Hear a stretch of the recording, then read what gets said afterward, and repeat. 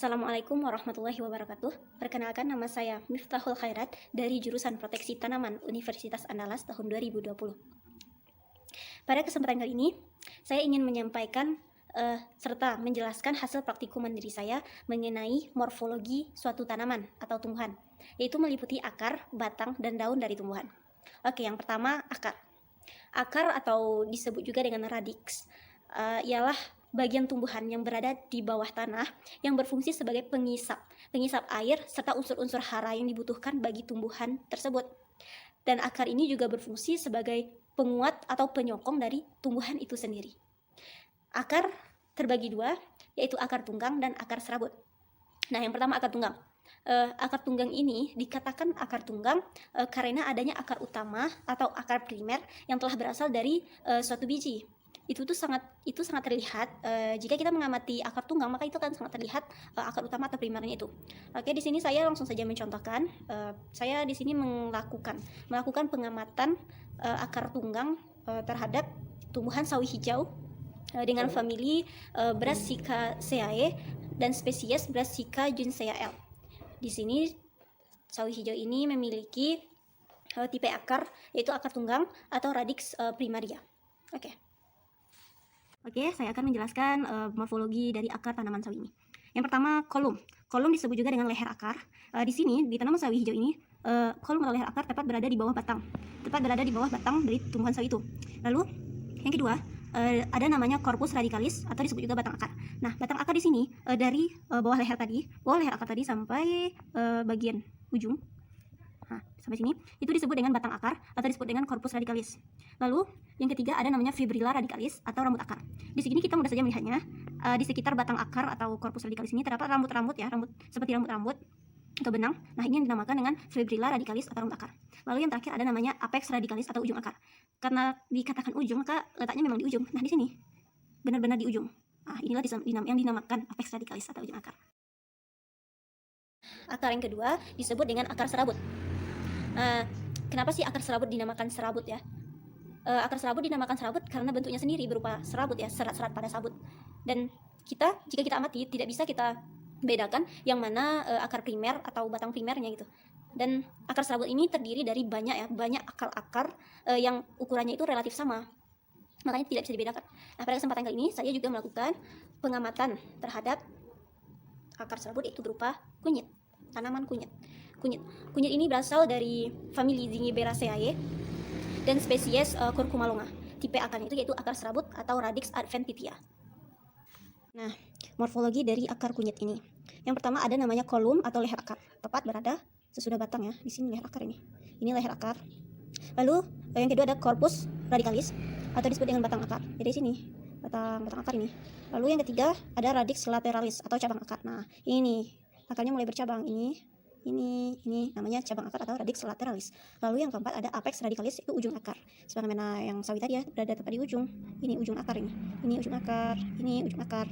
Nah, lalu ada fibrilla radicalis atau rambut akar. Nah, rambut akar ini ya ini yang kecil-kecil tadi ya. Seperti rambut ini yang dinamakan fibrilla radicalis atau rambut akar.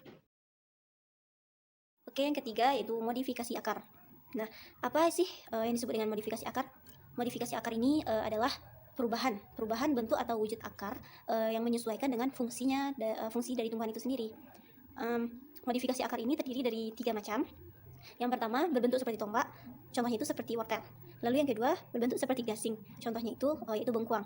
Lalu yang ketiga berbentuk seperti benang, contohnya itu rumput-rumputan bandotan. Nah, pada kesempatan kali ini saya menggunakan tumbuhan bandotan sebagai bahan pengamatan saya. Nah, ini dia bandotan. Nah, bandotan ini sendiri termasuk ke dalam famili Asteraceae dari spesies Ageratum conizoides. Dan tipe akarnya itu yaitu berbentuk seperti benang atau disebut juga dengan filiformis. Oke, kita lihat secara rinci. Oke, di sini kita lihat secara rinci. Yang pertama yaitu kolom atau leher akar. Sini tepat berada di bawah batang. Lalu yang kedua ada corpus radicalis atau batang akar. Batang akar pertama ini disebut dengan batang akar atau corpus radicalis. Lalu ada radix lateralis atau cabang akar. Ini cabang yang keluar dari akar utama. Ini. Lalu ada namanya apex radicalis, itu ujung akar. Ya, tepat berada di ujung. Seperti yang kita katakan tadi. Ini ujung akar atau apex radicalis. Lalu terakhir itu fibrilla radicalis, rambut akar. Ini. Oke. Selanjutnya yaitu pengamatan saya terhadap batang tumbuhan. Nah, batang tumbuhan ini sendiri berfungsi sebagai jalur transportasi air dan zat makanan yang dihasilkan dari adanya proses fotosintesis. Nah, batang ini juga berfungsi sebagai pembantu proses pernapasan bagi tumbuhan dan juga sebagai tempat melekatnya daun, bunga, serta buah. Oke, batang pada tumbuhan ini terbagi atas tiga. Yang pertama berbentuk lingkaran bulat. Lalu yang kedua berbentuk bersegi, baik itu segi 4 dan maupun segitiga. Nah, pada kesempatan kali ini saya melakukan pengamatan terhadap tumbuhan Cyperus rotundus ya. Ini. Cyperus rotundus ini masuk dalam famili Cyperaceae dan spesies Cyperus rotundus dengan tipe batang yaitu segitiga atau triangularis ini. Oke. Ini. Oke, pengamatan yang ketiga yaitu pengamatan terhadap daun. Nah, daun ini sendiri memiliki fungsi yang sangat penting bagi suatu tumbuhan. Kenapa? Yaitu pertama, daun ini sebagai tempat terjadinya fotosintesis, yaitu proses memasak pada tumbuhan. Nah, yang kedua sebagai tempat pernapasan bagi tumbuhan. Lalu yang ketiga juga sebagai respirasi bagi tumbuhan.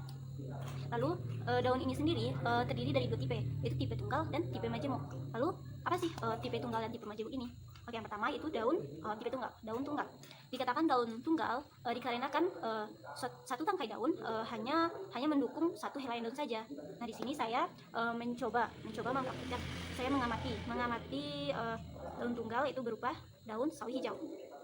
Ini, daun sawi hijau atau Brassica juncea L ya.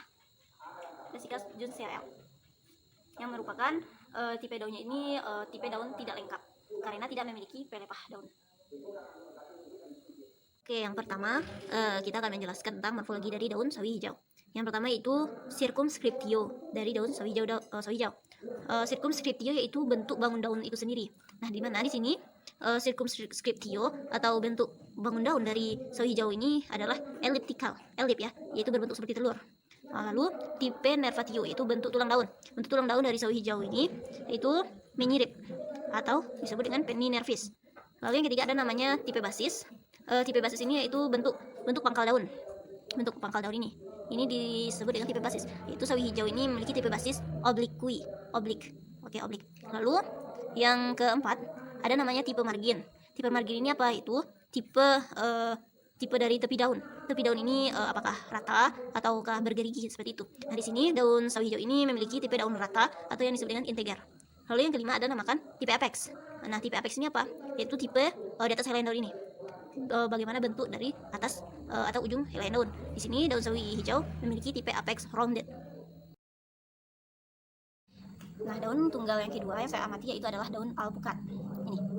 Daun alpukat ini alpukat itu sendiri ya berasal dari famili Lauraceae dari spesies Persea americana Miller.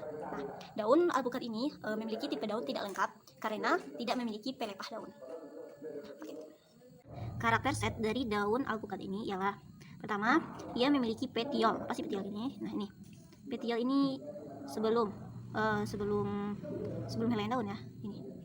Ini biasanya melekat pada daun pada batang utama. Inilah dinamakan petiol. Lalu yang kedua circumscriptio. Apa itu circumscriptio? Itu bentuk bangun daun. Nah, bentuk bangun daun ini berupa lanceolata. Ini ya bentuk daunnya, lanceolata. Oke, lalu yang ketiga yaitu tipe nervatio. Bentuk tulang daun. Bentuk tulang daun dapat diamati itu menyirip. Lalu tipe basis. Tipe basis dari daun alpukat ini adalah obtus. Obtus ya, tipe basis ini. Sebelum helai daun. Pangkal daun. Tipe basis ini pangkal daun itu berupa obtus. Lalu yang kelima ada tipe margin. Tipe margin dari daun alpukat ini pinggirannya ini rata atau integer. Lalu yang terakhir apex, tipe apex atau bentuk ujung dari helai daun yaitu berupa acuminate atau meruncing. Bisa dilihat meruncing. Daun tunggal yang ketiga yang saya amati yaitu daun delima.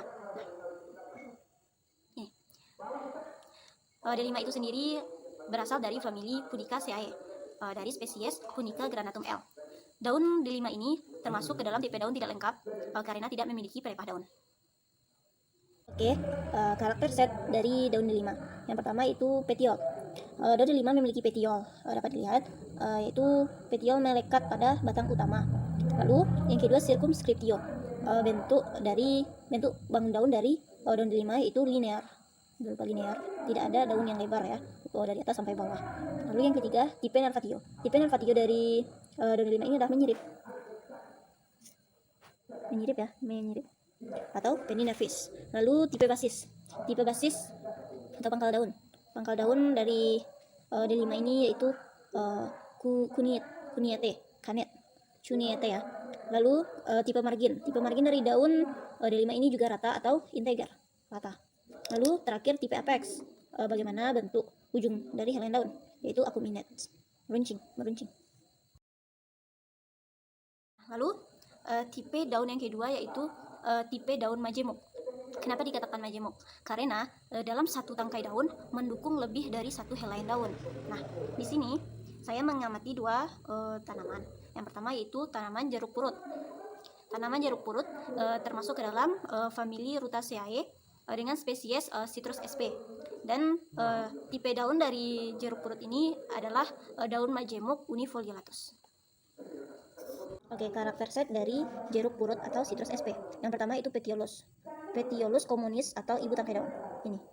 Ini disebut Petiolus communis atau ibu tangkai daun. Lalu yang kedua ada dinamakan alae. Ini disebut alae. Terdapat pada ibu daun. Lalu yang ketiga ada namanya Petiololus atau tangkai anak daun. Itu meliputi ini yang menghubungkan ibu daun dengan anak daun. Lalu yang keempat yaitu foliolum atau lembar anak daun. Ini disebut dengan foliolum atau lembar anak daun. Oke, daun majemuk kedua yang saya amati yaitu pada daun seledri. Ini daun seledri. Nah, daun seledri ini termasuk ke dalam famili Apiaceae, yaitu spesies Apium graveolens L. Dan daun seledri ini termasuk ke dalam tipe daun majemuk menjari. Karakter set dari daun seledri atau Apium graveolens L ini meliputi satu yaitu Petiolus communis atau ibu tangkai daun. Ini dia, ibu tangkai daun, Petiolus communis. Lalu yang kedua yaitu alae. Ini alae. Lalu yang ketiga yaitu foliolum atau lembar anak daun. Ini lembar anak daun. Ini semua ini disebut foliolum atau lembar anak daun.